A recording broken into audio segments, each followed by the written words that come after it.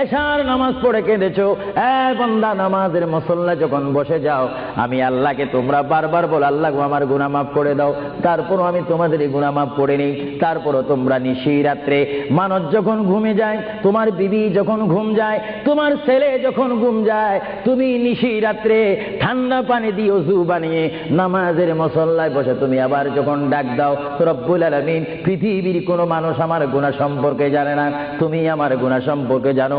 আমি এমন গুনাহ করেছি আমার বিবি জানে না, বিবি গুনাহ করেছে আমি জানি না, আল্লাহ তুমি সব কিচ্ছু জানো, হে আমার প্রভু তুমি আমাকে মাফ করে দাও। আমার আল্লাহ বলে তারপরও যদি তোমাদেরকে আমি মাফ না করি, তারপরও বান্দা তোমরা আমার রহমতের দরজা থেকে ফিরে যাইও না। আমি তোমাদেরকে হুকুম দিচ্ছি, ওয়ালাউ আন্নাহুম ইয যালামু আনফুসাহুম জাউকা, বান্দারে যদি গুনাহ করে ফেলো আমার রহমত থেকে মুখ ফিরে তুমি চলে যাইও না। বান্দা আকাশ পরিমাণ যদি গুনাহ করো, পাতাল পরিমাণ যদি গুনাহ করো, সাগরের পানি পরিমাণ যদি গুনাহ করো, পাহাড় তুলনায় যদি তুমি গুনাহ করো, আমার দরবার থেকে তুমি নিরাশ হইও না। বান্দা আমি তোমাকে একটি রাস্তা বাতাই দিচ্ছি, একটি পথ তোমাকে আমি দেখাই দিচ্ছি। সেই পথটি কোন পথ তোমরা জানো? ওয়ালাউ আন্নাহুম ইয যালামু আনফুসাহুম জাউকা, বান্দারে যখন তোমরা বরবাদ হয়ে যাবে তখন তোমাদেরকে একটা পথ আমি তোমাদেরকে দেখাই দিলাম, সেই পথটির নাম হচ্ছে আমার রাসূলের মদিনা। জুড়ে বলেন সুবহানাল্লাহ। বান্দা আমার নবীর দরবারে গিয়ে কেঁদে কেঁদে তোমরা বলো ইয়া রাসূলুল্লাহ, ইয়া হাবিবাল্লাহ, আয়া কা ইয়া রাসূলুল্লাহ। আল্লাহ কোরআনে বলেছে ওয়ালাউ আন্নাহুম ইয যালামু আনফুসাহুম জাউকা ফাস্তাগফিরুল্লাহ ওয়াস্তাগফার লাহুমুর রাসূল। আল্লাহ বলেছে হে বান্দা তোমরা ডানে না গিয়ে, বামে না গিয়ে, পিছে না গিয়ে তোমরা সরাসরি আমার নবীর কদমে চলে যাও। আমার নবীর কদমে গিয়ে আমি আল্লাহর দরবারে তোমরা তওবা করো।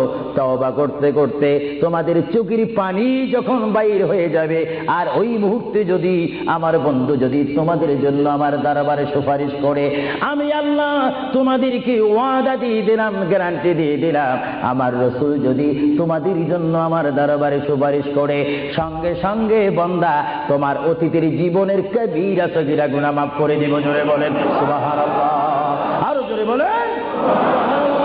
আমার আপনার গুনাহ মাফ করার জন্য রাসূলুল্লাহর দরবারে যাওয়ার দরকার আছে কিনা? চিৎকার জীবন আছে কিনা?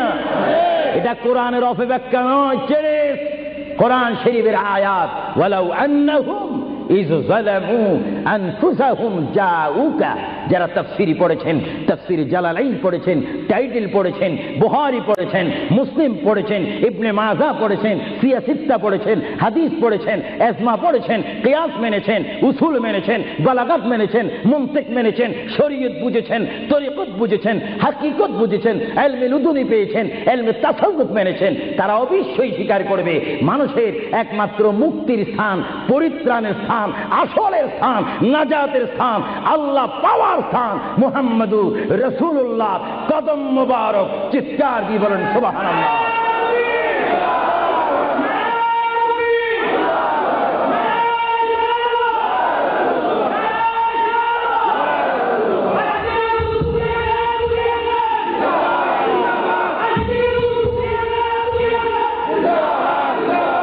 আপনারা সেই রাসূল চান কি চান না?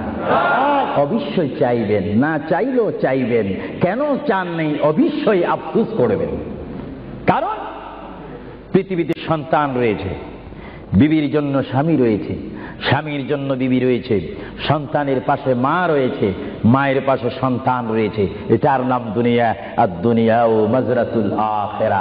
কিন্তু এই দুনিয়া যেই দিন জীবনের সমাপ্তি, বিদায় ঘন্টা বেজে যাবে, সেই দিন সন্তান ইচ্ছা করে মায়ের পা ছেড়ে দিবে, পিতা তার মায়ের সামনে থেকে চলে যাবে, এমনি ভাবে সবাই বিচ্ছিন্ন হয়ে যাবে, সব চলে যাবে। একমাত্র সাথী হবে, আপন হবে, বন্ধু হবে, কবরের সঙ্গী হবে। সবাই বলেন মুহাম্মাদুর। আরো জোরে বলেন না মুহাম্মাদুর। আপনারা সেই রাসূল চান কি চান না? সেই রাসূলের চরিত্রের মধ্যে উম্মতের রক্ষা পাওয়ার গ্যারান্টি আছে কিনা? একটু দুরূদ শরীফ বলেন। আল্লাহুম্মা